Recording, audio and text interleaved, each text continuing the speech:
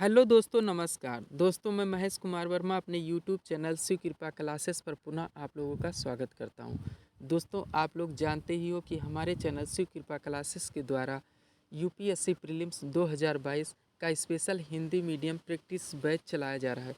तो इसी क्रम में दोस्तों आज हम लोग अपने अगले प्रैक्टिस सेट का अध्ययन करेंगे। तो चलिए दोस्तों, ज़्यादा समय न लेते हुए हम लोग इसे पढ़ना चालू करते हैं। तो दोस्तों, हमारे इस प्रैक्टिस सेट का पहला क्वेश्चन है, उदय योजना संबंधित है। दोस्तों एक करंट अपडेटेड क्वेश्चन है, फैक्चुअल क्वेश्चन है। उदय योजना संबंधित है। नंबर एक स्टेटमेंट है दोस्तों, केंद्रीय सड़क और परिवहन मंत्रालय, केंद्रीय सड़क और परिवहन मंत्रालय। पॉइंट नंबर दो है दोस्तों, आवास और शहरी मंत्रालय। पॉइंट नंबर तीन है दोस्तों, मानव संसाधन विकास मंत्रालय। और अगला पॉइंट है दोस्तों, 4 नंबर पॉइंट, बिजली कोयला एवं नवीकरणीय ऊर्जा मंत्रालय। ये 4 मंत्रालय के नाम है दोस्तों। उदय योजना किस मंत्रालय से संबंधित है ये आपको बताने हैं दोस्तों। तो चलिए दोस्तों हम लोग इसका आंसर निकालते हैं। तो दोस्तों उदय योजना संबंधित है बिजली कोयला एवं नवीकरणीय ऊर्जा मंत्रालय। बिजली कोयला एवं नवीकरणीय ऊर्जा मंत्रालय यानी उदय योजना का मंत्रालय कौन सा दोस्तों, बिजली कोयला एवं नवीकरणीय ऊर्जा मंत्रालय। चलिए दोस्तों इसका थोड़ा एक्सप्लेन करेंगे और आगे बढ़ेंगे। यह है दोस्तों, इसको पढ़ते हैं।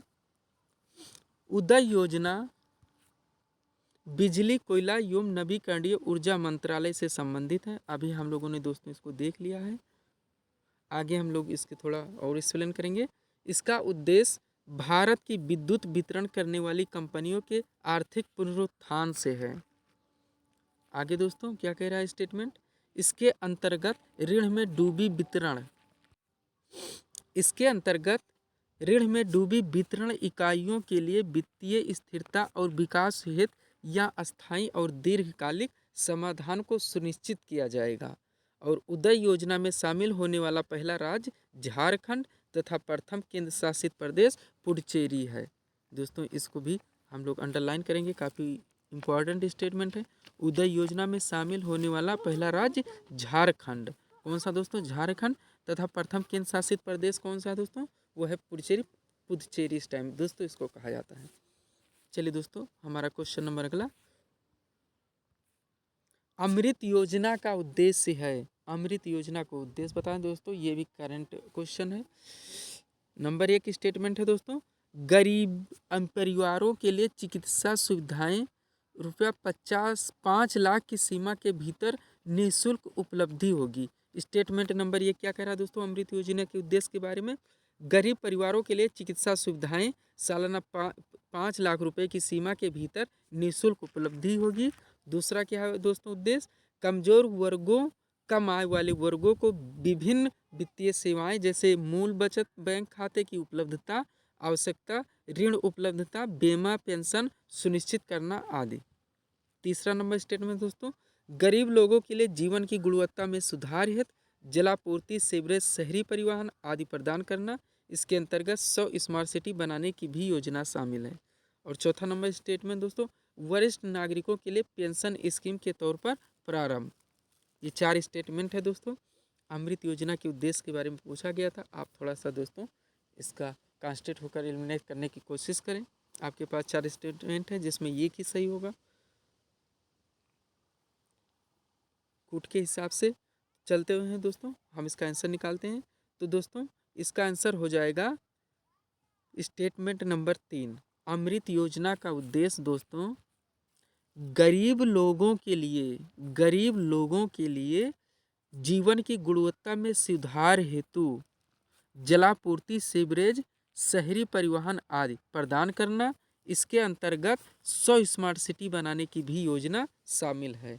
ये था दोस्तों क्वेश्चन नंबर 2 का आंसर या अमृत योजना का उद्देश्य। चलिए दोस्तों थोड़ा सा एक्सप्लेन करेंगे इसका। यहाँ पे देखिए दोस्तों, रिवाइंड कीजिए आप। अमृत योजना का उद्देश्य गरीब लोगों के लिए जीवन की गुणवत्ता में सुधार हेतु जल आपूर्ति, सीवरेज, शहरी परिवहन आदि प्रदान करना। इसके अंतर्गत 100 स्मार्ट सिटी, दोस्तों 100 था, यहाँ पे वो कटा हुआ, स्मार्ट सिटी बनाने की भी योजना शामिल है। अगला क्वेश्चन दोस्तों, यहाँ पे दोस्तों हम लोग को सुमेलित करने हैं 4 सूची है दोस्तों।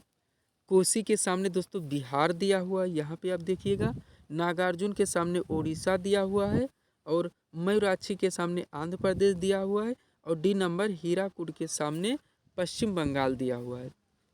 दोस्तों इसको सुमेलित करने ABCD हमारे पास 4 विकल्प हैं, हमें आंसर निकालने। थोड़ा दोस्तों इसमें एलिमिनेशन पद्धति को जरूर अपनाइए। अगर आप ये 2 विकल्प को छाड़ ले जाते हैं तो निश्चित ही आप आंसर तक पहुंच सकते हैं। दोस्तों क्वेश्चन देखने में मुश्किल होते हैं लेकिन सबसे सरल सवाल होते हैं दोस्तों UPSC में। फैक्चुअल क्वेश्चन से बिल्कुल आसान क्वेश्चन ही होते हैं। इसमें अगर थोड़ा सा दोस्तों ज्ञान रखते हैं तो आप उत्तर तक पहुंचने की पूरी आशा रहती है। क्वेश्चन नंबर 3 है दोस्तों, चलिए हम लोग इसका मिलान करते हैं। तो दोस्तों कोसी बिहार बिल्कुल सही है, पहला हमारा सही है कोसी बिहार। हम लोग जानते हैं बिहार की सो कोसी है दोस्तों, कोसी का भी हाईलाइटेड नदी है, बिहार की है, हम लोग बराबर इसको सुनते रहते हैं। तो दोस्तों ये का तो ये हो जाएगा, इस तरह से ये का ये हो जाएगा। हाँ तो हमारा विकल्प नंबर डी और विकल्प नंबर बी ये दोनों एलिमिनेट हो चुके हैं। हमारे पास 2 विकल्प बचे हैं ये की सूची निकालने से, ये और सी बचा हुआ है दोस्तों। यानी अब हमारी आंसर सही होने की आशा 1/2 यानी 50-50 हो गई है। जहाँ पे दोस्तों 25% आशा था कि 4 विकल्प थे, वहाँ पे अब 50-50 का हो गया। अब हम अगला मिलाएंगे। अगला दोस्तों क्या है, नागार्जुन। नागार्जुन के बारे में आप लोग जानते होंगे दोस्तों, थोड़ा सा भी सुनेंगे। आंध्र प्रदेश की यह है। नागार्जुन कहाँ से संबंधित दोस्तों, आंध्र प्रदेश से संबंधित है। नागार्जुन सागर बांध आपने बराबर सुना होगा। तो नागार्जुन कहाँ से हो जाएगा, आंध्र प्रदेश। यानी दोस्तों बी का क्या हो जाएगा, 3 हो जाएगा। अब हम बी का 3 देखते हैं दोस्तों। तो बी का 3 हमारा सी में भी चल रहा है, ये में भी चल रहा है। अभी दोस्तों हम उत्तर तक नहीं पहुँचे हैं। चलिए दोस्तों आगे हम लोग देखते हैं। तीसरा है दोस्तों मयूराक्षी आंध्र प्रदेश और हीराकुड पश्चिम बंगाल। तो दोस्तों मयूराक्षी का क्या होगा, तो मयूराक्षी दोस्तों पश्चिम बंगाल, मयूराक्षी का क्या होगा। और हीराकुड, हीराकुड दोस्तों महानदी आप लोग सुने होंगे, ये हो जाएगा आपका ओडिशा में। कहाँ पे दोस्तों, ओडिशा में। हीराकुड महानदी कहाँ पे है दोस्तों, ओडिशा। यानी डी का हमारा 2 हो जाएगा। डी का क्या हो रहा है दोस्तों, 2 हो रहा है। दोस्तों ये थोड़ा सा इसमें दिक्कत हो रही है कि क्रमवार सूची नहीं है, सूची 2 एक तरफ हो गया है और डी सी और डी नीचे हो गया। इस तरह से थोड़ा सा दिक्कत हो रही है, लेकिन UPSC के कम्पिटिटर को दोस्तों इतना रिस्क लेना पड़ता है, क्वेश्चन जैसे भी हो हमें बनाने ही पड़ते हैं। तो दोस्तों हीराकुड कहाँ से हो जाएगा, हीराकुड महानदी हमने सुना है तो डायरेक्ट उड़ीसा से जोड़ेंगे, यानी डी का हमारा 4 हो जाएगा। डी का सॉरी हमारा दोस्तों 2 हो जाएगा। तो डी का 2 देखते हैं सी और ए में। तो सी और ए में दोस्तों हमारे सी में मिल रहा है, सी में मिल रहा है। तो दोस्तों हमारा ये सी में मिल रहा है और यहाँ पे हमारा विकल्प नंबर ये भी गलत चला जा रहा है दोस्तों, ये बिल्कुल गलत हो गया। सी भी, डी भी गलत हो गया, बी भी गलत हो गया। हमारे पास एक ही विकल्प बचा है दोस्तों, सी। अब हम ये और चेक कर लेते हैं दोस्तों, क्या करते हैं मयूराक्षी का। तो मयूराक्षी का हमारा दोस्तों हो जाएगा पश्चिम बंगाल। तो इस तरह से दोस्तों हमारा आंसर हो गया विकल्प नंबर सी। आप इसको थोड़ा रिवीजन कीजिएगा दोस्तों। यहाँ पे देखिए दोस्तों, अब यहाँ पे बराबर मिलान करा हुआ है। हम लोग थोड़ा इसका रिवीजन करेंगे। कोसी बिहार हम लोग जानते हैं, नागार्जुन आंध्र प्रदेश जानते हैं, मयूराक्षी पश्चिम बंगाल, हीराकुड काफ़ी हाईलाइटेड उड़ीसा है ही। चलिए दोस्तों अगले क्वेश्चन पे अपने, न्यू म्यूर द्वीप कहाँ है। दोस्तों ये फैक्चुअल क्वेश्चन है, UPSC प्रीलिम्स में आप लोगों ने देखा होगा 4-6 क्वेश्चन के बाद दोस्तों ये आपको फैक्चुअल क्वेश्चन ज़रूर मिलता है। यहाँ पे हम लोग बिल्कुल गलत नहीं करेंगे दोस्तों, क्योंकि अगर यहाँ गलत हो गया तो फिर सिलेक्शन की उम्मीद ना के बराबर हो जाती है।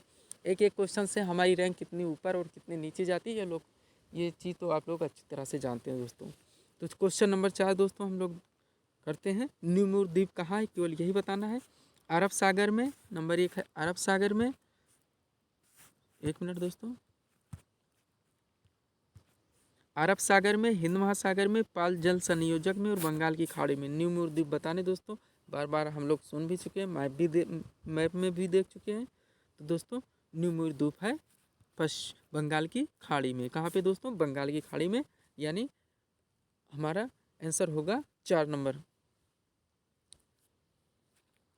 चलिए दोस्तों थोड़ा सा इसका यहाँ पे देख लिए, डी बंगाल की खाड़ी में। न्यू म्यूर द्वीप हमारा कहाँ है, बंगाल की खाड़ी में। अगला क्वेश्चन दोस्तों, ट्रिप्सिन क्या करता है, ट्रिप्सिन क्या करता है दोस्तों, जनरल साइंस का क्वेश्चन है। हम लोग जानते ही हैं कि UPSC प्रीलिम्स में जनरल साइंस इंफॉर्मेशन टेक्नोलॉजी, यहाँ सबसे दोस्तों भी काफ़ी क्वेश्चंस आते हैं। तो हम सामान्य विज्ञान के हर बच्चों को पूरी तरह से दोस्तों कवर करेंगे, जहाँ जहाँ से यूपीएससी प्रीलिम्स के क्वेश्चन बनने की संभावना रहती है। ट्रिप्सिन क्या करता है दोस्तों? तो ट्रिप्सिन क्या करता है हमें बताएं। क्वेश्चन नंबर हमारा 5 है दोस्तों। तो नंबर 1 स्टेटमेंट है दोस्तों, कार्बोहाइड्रेट का विघटन करता है। 2 नंबर प्रोटीन का संश्लेषण करता है। 3 नंबर वसा का विघटन करता है। 4 नंबर का प्रोटीन का विघटन करता है। तो इसका आंसर हो जाएगा दोस्तों, फैक्चुअल है काफ़ी, बिल्कुल। तो दोस्तों 5 का इसका डी सही होगा। ट्रिप्सिन क्या करता है? तो ट्रिप्सिन दोस्तों प्रोटीन का विघटन करता है। किसका? प्रोटीन का विघटन करता है। एक बार एक्सप्लेन में भी देखेंगे दोस्तों, यहाँ पे ये लिखा हुआ है, आप इसको एक बार देख लीजिए। प्रोटीन का विघटन करता है, ट्रिप्सिन प्रोटीन का विघटन करता है। अगला क्वेश्चन दोस्तों, क्वेश्चन नंबर 6 है। आपको दोस्तों इसमें स्टेटमेंट को क्रमवाइज करने हैं, कौन कौन से सही है, नेशन पद्धति को आपको अपनानी है दोस्तों, और आंसर छांटने हैं। क्वेश्चन क्या दोस्तों, निम्नलिखित में से कौन सा कथन सत्य है? दिए गए कोटों में सही विकल्प आपको चुनने हैं। नंबर 1 स्टेटमेंट है दोस्तों, सीमेंट के जमने का प्रारंभिक समय बढ़ाने के लिए जिप्सम का प्रयोग किया जाता है। सीमेंट के जमने का प्रारंभिक समय बढ़ाने के लिए जिप्सम का प्रयोग किया जाता है। 2 नंबर स्टेटमेंट, विद्युत लैंप के जलने को दहन नहीं कहा जा सकता। विद्युत लैंप के जलने को दहन नहीं कहा जा सकता। और तीसरा है दोस्तों, नाभिक के विस्फोट में, ये नाभिक है दोस्तों, नाभिक के लिखा है, नाभिक के विस्फोट में ऊर्जा उष्मा के रूप में मुक्त होती है। और 4 नंबर दोस्तों, गंधक, दोस्तों ये गंधक लिखा है, गंधक लिख गया है। गंधक की दवाई त्वचा रोगों में काम आती है। गंधक की दवाई त्वचा रोगों में काम आती है। 4 स्टेटमेंट है दोस्तों। क्वेश्चन नंबर हमारा 6 है। चलिए दोस्तों इसको हम लोग एलिमिनेट करते हैं, अपने आंसर तक पहुंचते हैं। तो नंबर 1 देखते हैं दोस्तों हम लोग अब, सीमेंट के जमने का प्रारंभिक समय बढ़ाने के लिए जिप्सम का प्रयोग किया जाता है। बिल्कुल सही स्टेटमेंट, काफ़ी इंपॉर्टेंट स्टेटमेंट। दूसरा, विद्युत लैंप के जलने को दहन नहीं कहा जा सकता। बिल्कुल सही, आप भी जानते हैं दोस्तों। नाभिक के विस्फोट में उष्मा ऊर्जा के रूप में मुक्त होती है। बिल्कुल सही स्टेटमेंट है। और गंधक की दवाई त्वचा रोगों में काम आती है। तो यहाँ पे दोस्तों हमारे चारों स्टेटमेंट सही है, यानी विकल्प नंबर हमारा डी आंसर बनेगा। चलिए दोस्तों थोड़ा सा एक्सप्लेन में हम लोग इसको रिवाइंड करेंगे और अगले प्रश्न को देखेंगे। देखिए दोस्तों यहाँ पर फिर एक बार रिवाइंड कीजिए। 1 2 3 4 हमारे चारों स्टेटमेंट सही हैं। पहला देखते हैं, सीमेंट के जमने का प्रारंभिक समय बढ़ाने के लिए जिप्सम का प्रयोग किया जाता है। 2 नंबर दोस्तों, विद्युत लैंप, यहाँ पे लैंप है दोस्तों, के जलने को दहन नहीं कहा जा सकता। नाभिक विस्फोट में ऊर्जा उष्मा के रूप में मुक्त होती है। और गंधक की दवाई त्वचा रोग में काम आती है। चलिए दोस्तों अगले क्वेश्चन पे, क्वेश्चन नंबर हमारा 7। दोस्तों ये भी सूची का क्वेश्चन है, काफ़ी इंपॉर्टेंट क्वेश्चन, आपको कॉन्सेंट्रेट होकर इसको देखने हैं, एक बार पुनः रिवाइंड करने हैं, सुमेलित करना है दोस्तों। शास्त्रीय संगीत, शास्त्रीय सहज संगीत और लोक संगीत, उनसे जुड़े दोस्तों लोग हैं, हमें इनको क्रमवाइज करने हैं। तो दोस्तों क्वेश्चन नंबर ये हमारा 7 है। चलिए हम लोग इसको देखते हैं। शास्त्रीय संगीत के आगे दोस्तों लता मंगेशकर, मन्ना डे और मुकेश हैं। सहज शास्त्रीय के आगे जसराज हैं, बड़े गुलाम अली खान हैं। सहज संगीत के आगे तीजन भाई आशा सिंह है। और लोक संगीत के आगे सुब्बा लक्ष्मी भुवनेश्वरी मिश्रा हैं। तो दोस्तों चलिए हम इसको मिलाते हैं। शास्त्रीय संगीत, शास्त्रीय संगीत में हो जाएंगे दोस्तों जसराज, बड़े गुलाम अली खान, यानी पॉइंट नंबर हमारा 2, ये का हमारा क्या होगा दोस्तों, पॉइंट नंबर 2। शास्त्रीय संगीत में हो जाएंगे दोस्तों जसराज और बड़े गुलाम अली खान। दूसरा देखते हैं दोस्तों, सहज शास्त्रीय, सहज शास्त्रीय में आएंगे दोस्तों हमारे पॉइंट नंबर 4, सुब्बा लक्ष्मी और भुवनेश्वरी मिश्रा। सहज शास्त्री में आएंगे सुब्बा लक्ष्मी, भुवनेश्वरी मिश्रा। अब थोड़ा दोस्तों हम लोग आंसर को चेक करते हैं। हमारा क्या बनना है, ये का 2 बनना है। ये का 2 किस में है दोस्तों, ये का 2 में 2, तो दोस्तों हमारे विकल्प नंबर सी में ही है। इस तरह से दोस्तों हमारे पहले ही आंसर निकल आए, लेकिन हम मिलाएंगे चारों, पहले इसको नेट कर लेते हैं। ये भी गलत, बी भी गलत, और ये भी गलत, ये गलत, बी गलत और डी गलत। सी हमारा आंसर है दोस्तों, लेकिन हम टोटल मिलाएंगे। ये का हमारा हो गया दोस्तों 2 नंबर, और बी का हमारा होगा 4 नंबर, सुब्बा लक्ष्मी भुवनेश्वरी मिश्रा। हम सी नंबर का क्या होगा दोस्तों, सहज संगीत में हमारे आते हैं लता मंगेशकर जी आती थी, और मन्ना डे मुकेश। और लोक संगीत के अंतर्गत दोस्तों, लोक संगीत के अंतर्गत तीजन बाई और आशा सिंह। कौन दोस्तों, तीजन बाई और आशा सिंह। इस तरह से हमारा मिलेगा दोस्तों 2 4 1 3, 2 4 1 3, विकल्प नंबर सी है, अतः विकल्प नंबर सी हमारा दोस्तों आंसर बनेगा। एक बार हम इसको रिवाइंड करेंगे, पुनः अगला क्वेश्चन हम लोग देखेंगे।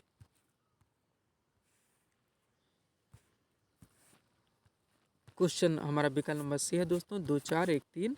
अब यहाँ पर एक बार रिवाइंड। शास्त्रीय संगीत में हो जाएंगे दोस्तों जसराज और बड़े गुलाम अली खां। सहज शास्त्रीय के आगे सुब्बा लक्ष्मी भुवनेश्वरी मिश्रा। सहज संगीत के आगे लता मंगेशकर, मन्ना डे, मुकेश। और लोक संगीत के आगे तीजन भाई और आशा सिंह। इस तरह से दोस्तों हमारा एक क्वेश्चन क्लियर होता है। हम चलते हैं अगले क्वेश्चन पे। दोस्तों आप कॉन्सेंट्रेट होकर पढ़िए, इसका रिवीजन जरूर कीजिए। दोस्तों हमारे चैनल से यूपीएससी प्रीलिम्स 2022 का पूरा कवर कराया जाएगा, कहीं से कुछ छोड़ा नहीं जाएगा दोस्तों। बजट को भी हम अच्छी तरह से, आर्थिक समीक्षा जहाँ से भी दोस्तों क्वेश्चन बनते हैं और बनने की संभावना रहती है, टोटल हम लोग दोस्तों इसको कवर करेंगे। आप कॉन्सेंट्रेट होकर पढ़ें, रिवाइंड करें और अपनी जानकारी को पूरी तरह से फोकस बनाए रखें। चलिए दोस्तों अगला क्वेश्चन चलते हैं। अगला क्वेश्चन दोस्तों हमारा अनुसूचित जाति एवं जनजाति आयोग के संदर्भ में है। क्या पूछा जा रहा है दोस्तों? अनुसूचित जाति एवं जनजाति आयोग के संबंध में निम्नलिखित कथनों पर विचार करने हैं। क्या है स्टेटमेंट दोस्तों? 3 स्टेटमेंट हमारे सामने है, आगे हमारा कोट है जिसको छाट के दोस्तों में आंसर निकालने हैं। अनुसूचित जाति एवं जनजाति आयोग की स्थापना 65वें संविधान संशोधन अधिनियम द्वारा की गई। अनुसूचित जाति एवं जनजाति आयोग की स्थापना दोस्तों 65वें संविधान संशोधन अधिनियम द्वारा की गई। क्या ये सही है गलत है, हम लोग ये देखेंगे। दूसरा स्टेटमेंट दोस्तों, राष्ट्रीय जनजाति आयोग में एक अध्यक्ष, एक उपाध्यक्ष एवं 3 अन्य सदस्य होते हैं। इनकी सेवा शर्तें एवं कार्यकाल का निर्धारण राष्ट्रपति द्वारा किया जाता है। ये 3 स्टेटमेंट हो गए दोस्तों। नीचे हमारा कोट है। क्वेश्चन हमारा 8 है दोस्तों। चलिए हम लोग अब इसको आंसर को निकालते हैं। अनुसूचित जाति एवं जनजाति आयोग की स्थापना 65वें संविधान संशोधन अधिनियम द्वारा की गई। बिल्कुल सही है दोस्तों, ये नंबर हमारा सही है, यानी हमारा सी नंबर एलिमिनेट हो गया है, सी तो हो नहीं सकता। दूसरा स्टेटमेंट दोस्तों देखते हैं। राष्ट्रीय जनजाति आयोग में एक अध्यक्ष, एक उपाध्यक्ष एवं 3 अन्य सदस्य होते हैं। ये भी बिल्कुल सही दोस्तों, हमारा 2 नंबर भी सही है, यानी हमारा बी नंबर भी कट जाएगा। अब बचे है हमारे पास ये और डी। तीसरा स्टेटमेंट देखते हैं और क्वेश्चन को निश्चित रूप से क्लियर करते हैं। इनकी सेवा शर्तें एवं कार्यकाल का निर्धारण राष्ट्रपति द्वारा किया जाता है। बिल्कुल सही है दोस्तों, आप लोग जानते हैं अनुसूचित जाति जनजाति आयोग में सेवा शर्तें एवं कार्यकाल का निर्धारण हमारे राष्ट्रपति या प्रेसिडेंट साहब करते हैं। तो दोस्तों ये हमारे सारे स्टेटमेंट सही हो रहे हैं, इसलिए हमारा विकल्प नंबर डी आंसर होगा। चलिए दोस्तों हम लोग इसका एक्सप्लेन देखते हैं और थोड़ा अगले क्वेश्चन की तरफ बढ़ते हैं। आंसर नंबर डी हमारा हो रहा है दोस्तों। एक बार हम लोग इसका रिवीजन करेंगे। वर्ष 1990 के 65वें संविधान संशोधन अधिनियम के द्वारा अनुसूचित जातियों एवं जनजातियों के लिए यह एक राष्ट्रीय अनुसूचित जाति एवं जनजाति आयोग की स्थापना की गई। यह एक संवैधानिक निकाय है। इसका गठन संविधान के अनुच्छेद 338 का के द्वारा किया गया है। वर्ष 2004 से राष्ट्रीय अनुसूचित जनजाति आयोग अस्तित्व में आया। दोस्तों पूरा आप ध्यान दीजिएगा, सारा स्टेटमेंट इसका इम्पॉर्टेंट है, कहीं से भी क्वेश्चन बनाए जा सकते हैं। इस आयोग में एक अध्यक्ष, एक उपाध्यक्ष और 3 अन्य सदस्य हैं। वो राष्ट्रपति द्वारा नियुक्त होते हैं। उनकी सेवा शर्तें एवं कार्यकाल भी राष्ट्रपति द्वारा निर्धारित किया जाता है, जो कि हमारा लास्ट का तीसरा स्टेटमेंट था। तो दोस्तों ये क्वेश्चन हो गया हमारा पूरा। हम लोग चलते हैं अगले क्वेश्चन पे। प्रत्यक्ष विदेशी निवेश FDI और दोस्तों संस्थागत विदेशी निवेश फॉरेन इंस्टीट्यूशनल इन्वेस्टर के बारे में हमारा क्वेश्चन है। दोस्तों आप लोग इंग्लिश को भी जहाँ ज़रूरत पड़े वहाँ आप इसको ध्यान रखें, इंग्लिश से आप भागे मत। भले आप यूपीएससी प्रीलिम्स हिंदी मीडियम में दे रहे हैं, फिर भी आपको इंग्लिश से लगाव रखने ही है। प्रत्यक्ष विदेशी निवेश क्वेश्चन नंबर 9 है दोस्तों। फॉरेन डायरेक्ट इन्वेस्टमेंट FDI तथा संस्थागत विदेशी निवेश फॉरेन इंस्टीट्यूशनल इन्वेस्टर FII दोनों ही किसी देश में निवेश से संबंध हैं। निम्नलिखित में से कौन सा कथन दोनों के बीच एक महत्वपूर्ण भिन्नता को सबसे अच्छे ढंग से व्यक्त करता है? दोनों में भिन्नता क्या है सबसे महत्वपूर्ण, जो स्टेटमेंट में सबसे अच्छा व्यक्त होता हो, बस वही हमें निकालना है दोस्तों, जो स्पष्ट हो। क्वेश्चन नंबर हमारा 9 है दोस्तों। तो पहला स्टेटमेंट देखते हैं दोस्तों। FDI बेहतर प्रबंधन को बनाए तथा प्रौद्योगिकी अंतरण को लाने में सहायक है। ये बनाए लिखा हुआ दोस्तों। FDI बेहतर प्रबंधन को बनाए तथा प्रौद्योगिकी अंतरण को लाने में सहायक है, जबकि FII केवल पूंजी लेकर आता है। सही है दोस्तों, लेकिन देखते हैं और कोई स्टेटमेंट इससे और जो है स्पष्ट हो। दूसरा देखते हैं, एफडीआई व्यापक स्तर पर पूंजी उपलब्धता बढ़ाने में सहायक है, ये भी बिल्कुल सही है। जबकि एफआईआई केवल विशिष्ट क्षेत्रों तक सीमित होता है, केवल विशिष्ट क्षेत्रों तक सीमित, ये बिल्कुल सही जा रहा है दोस्तों, क्योंकि इसमें स्पष्टता इस बात को कह दी गई है कि एफडीआई व्यापक स्तर पर पूंजी उपलब्धता बढ़ाने में सहायक है, जबकि एफआईआई केवल विशिष्ट क्षेत्रों तक सीमित होता है। बिल्कुल सही स्टेटमेंट है, बिल्कुल क्लियर स्टेटमेंट है, ये हमारा सही जाएगा। लेकिन हम देख लेते हैं सीओडी दोस्तों भी, एफआईआई केवल द्वितीय बाजार में चालित है, बिल्कुल गलत है। एफआईआई की तुलना में डी अधिक स्थायी माना जाता है, ये भी बिल्कुल गलत है दोस्तों। इस तरह से दोस्तों हमारा आंसर आएगा 2 नंबर स्टेटमेंट, एफडीआई व्यापक स्तर पर पूंजी उपलब्ध बढ़ाने में सहायक है, बिल्कुल सही है। जबकि एफआईआई केवल विशिष्ट क्षेत्रों तक सीमित होता है। दोस्तों हमारा आंसर पॉइंट नंबर यहाँ पे 2 होगा। चलिए दोस्तों एक्सप्लेन करते हैं और आगे बढ़ते हैं। देखिए दोस्तों आंसर हमारा बी आ रहा है, और अब इसका थोड़ा रिवाइंड करेंगे, उसके बाद हम लोग अगले क्वेश्चन की तरफ चलेंगे। एफडीआई व्यापक स्तर पर पूंजी उपलब्ध बढ़ाने में सहायक है, जबकि एफआईआई का लक्ष्य केवल विशिष्ट क्षेत्रों तक सीमित होता है। विदेशी निवेश 2 प्रकार का होता है, दोस्तों ये गलत पॉइंट इतना छप गया है। विदेशी निवेश 2 प्रकार का होता है, पहला प्रत्यक्ष विदेशी निवेश तथा दूसरा संस्थागत विदेशी निवेश। प्रत्यक्ष विदेशी निवेश द्वारा किसी देश में नई उत्पादन क्रियाओं में निवेश किया जाता है, अतः यह देश के आर्थिक विकास में अस्थायी रूप से मदद करता है। जबकि विदेशी संस्था का निवेश अस्थायी प्रकृति का है, यह मुख्यतः किसी भी देश के पूंजी बाजार में निवेश करता है, जिसे अल्प समय के लिए किसी देश में पूंजी की उपलब्धता बढ़ाने में सहायक होता है। तो चलिए दोस्तों ये स्टेटमेंट हमारा हो गया। अब हम लोग अगले क्वेश्चन की तरफ चलते हैं। क्वेश्चन नंबर 10 भारत की संचित निधि से क्वेश्चन है दोस्तों, भारतीय राज्य व्यवस्था का। भारत की संचित निधि के संबंध में निम्नलिखित कथनों पर विचार करने हैं। स्टेटमेंट नंबर 1 है, इस कोष में सारी प्राप्तियों को जमा और सारे भुगतानों को वे खाते में डाला जाता है, बिल्कुल सही है। क्वेश्चन नंबर हमारे दोस्तों 10 है, सरकार की ओर से किए जाने वाले सभी वैधानिक रूप से अधिकृत भुगतान इसी से किए जाते हैं, इसी से किए जाते हैं, ये भी दोस्तों हमारा सही है। और राष्ट्रपति के आदेश के अनुसार ही इससे किसी भी राशि का विनियोग किया जा सकता है, ये गलत है दोस्तों। तीसरा हमारा गलत है। और चौथा हम लोग देखते हैं, भारत के नियंत्रक और महालेखा परीक्षक का वेतन भत्ते पेंशन संचित निधि पर भारित होते हैं, ये बिल्कुल सही दोस्तों। 4 नंबर हमारा बिल्कुल सही है। तो दोस्तों हमारा इसमें गलत क्या हो रहा है, हमारा 3 नंबर स्टेटमेंट गलत जा रहा है, यानी 1, 2 और 4 यहाँ पे सही हो रहा है दोस्तों। इस कोष में सारी प्राप्तियों को जमा और सारे भुगतानों को बे खाते में डाला जाता है, पहला हमारा बिल्कुल सही। दूसरा देखते हैं, सरकार की ओर से किए जाने वाले सभी वैधानिक रूप से अधिक भुगतान इसी से किए जाते हैं, ये भी सही है। तीसरा हमारा गलत गया दोस्तों। और चौथा, भारत के नियंत्रक महालेखा परीक्षक के वेतन भत्ते पेंशन इसी पे भारित हो, यही नहीं दोस्तों, प्रेसिडेंट और प्रेसिडेंट इन सभी के वेतन भत्ते संचित निधि पर भारित होते हैं। चलिए दोस्तों थोड़ा एक्सप्लेन करेंगे और अगले क्वेश्चन की तरफ हम लोग पढ़ेंगे। ये देखिए दोस्तों यहाँ एक्सप्लेन है, थोड़ा इसको पढ़ते हैं। भारत सरकार द्वारा प्राप्त सभी राजस्व भारत सरकार द्वारा लिए गए सभी उधार वाले परत समुदायों से सरकार द्वारा प्राप्त सभी धनराशियों से भारत की संचित निधि बनती है, ये हो गई भारत की संचित निधि। संविधान के अनुच्छेद 266 में तथा राज्यों की संचित निधि का उल्लेख है।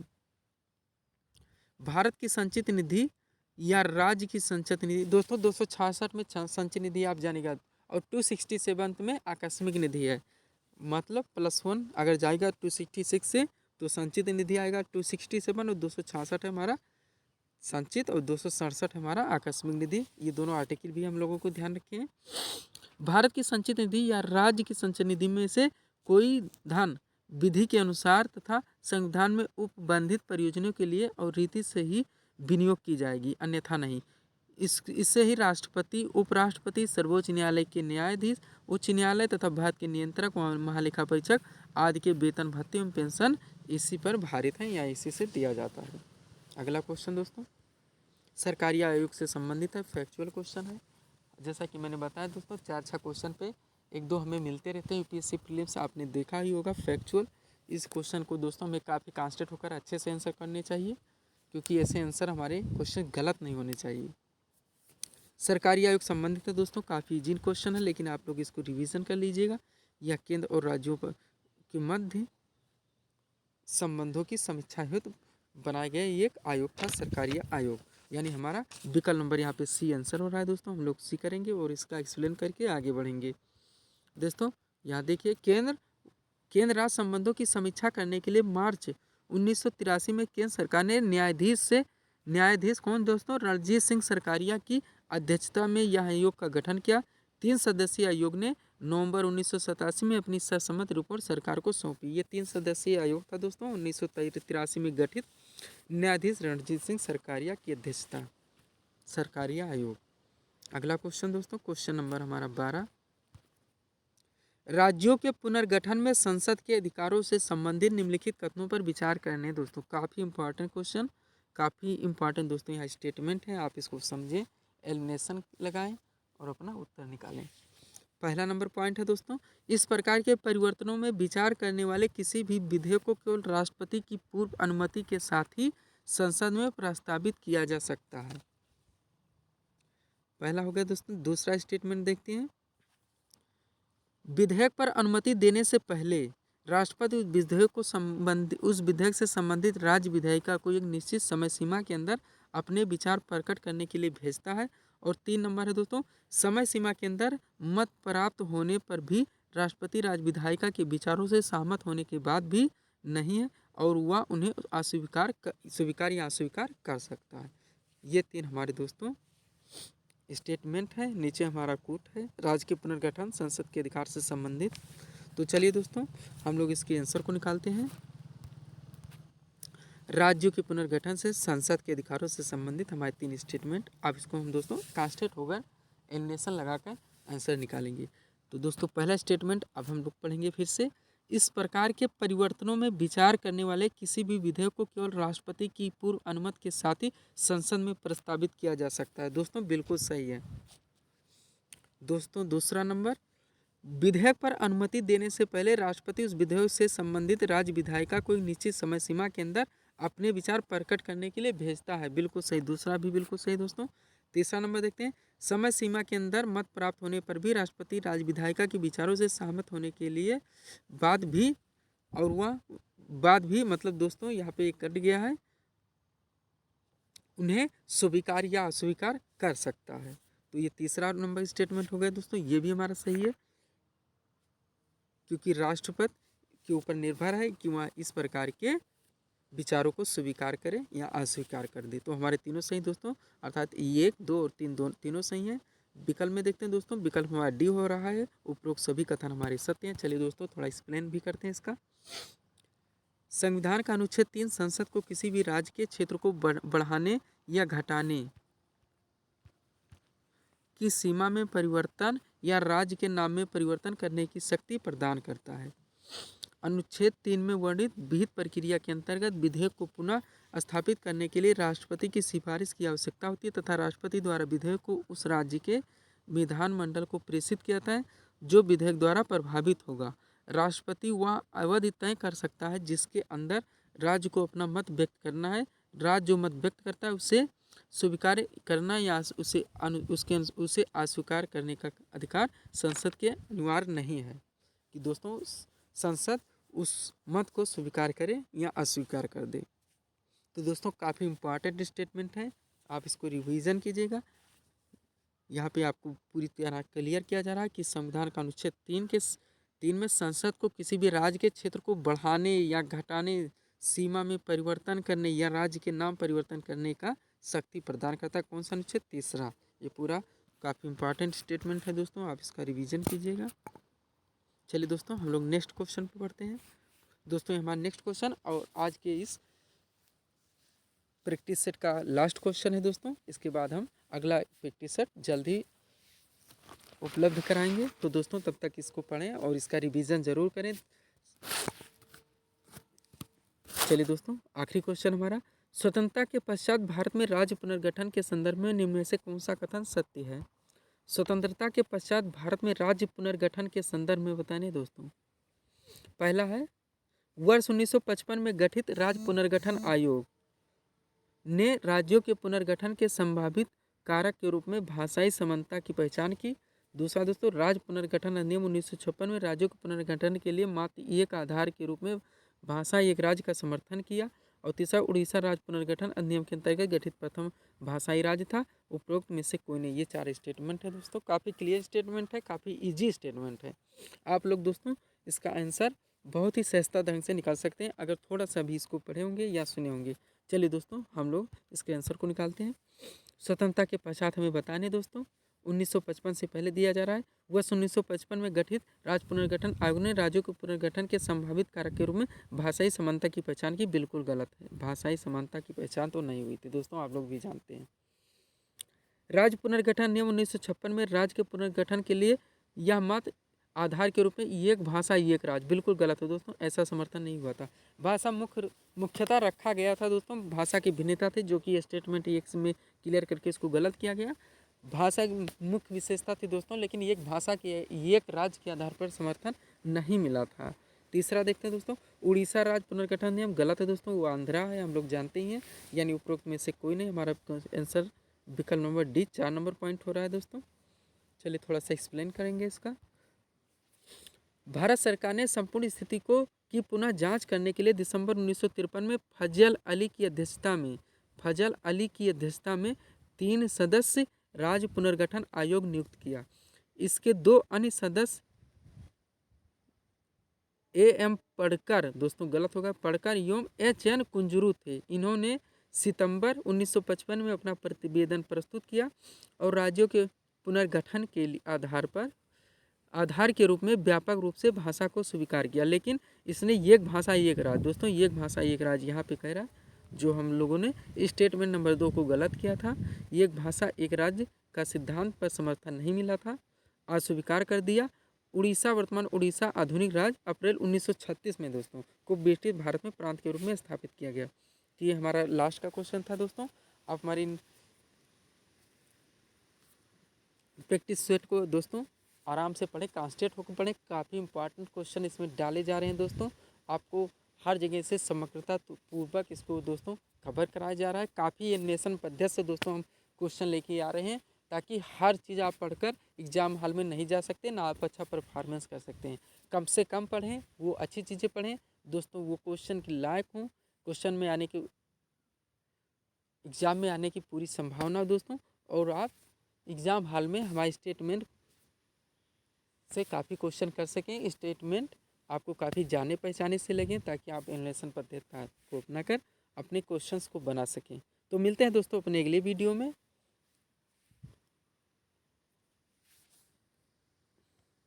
दोस्तों नमस्कार।